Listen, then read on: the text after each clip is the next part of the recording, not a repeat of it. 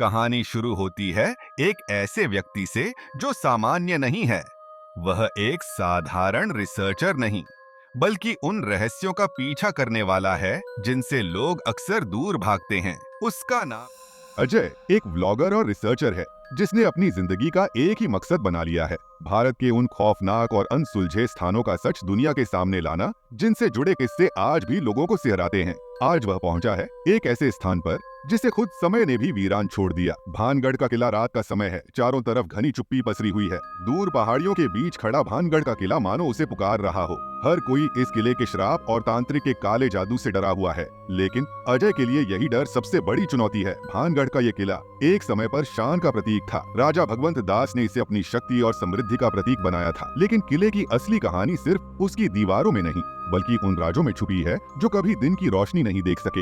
इस किले में रहती थी एक अपार सौंदर्य की धनी राजकुमारी रत्नावती। उसकी सुंदरता का वर्णन दूर दूर तक फैला हुआ था, लेकिन इसी सुंदरता ने उसकी जिंदगी में वो तूफान लाया जिससे वह खुद को कभी बचा नहीं पाई।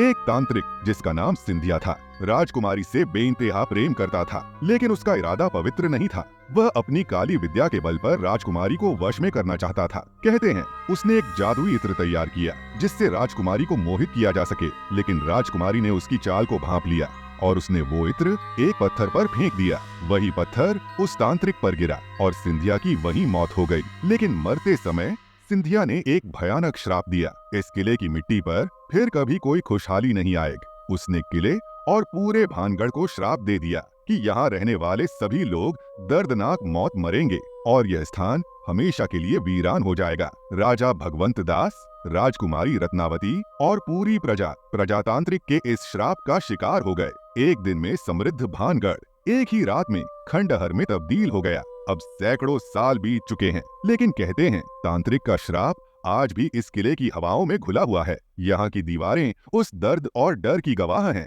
जिसने एक संपन्न राज्य को हमेशा के लिए खामोश कर दिया। और अब अजय इस खामोशी को तोड़ने की कोशिश कर रहा है। क्या वह भानगढ़ के इस रहस्य को सुलझा पाएगा या वह भी इस श्राप का हिस्सा बन जाएगा?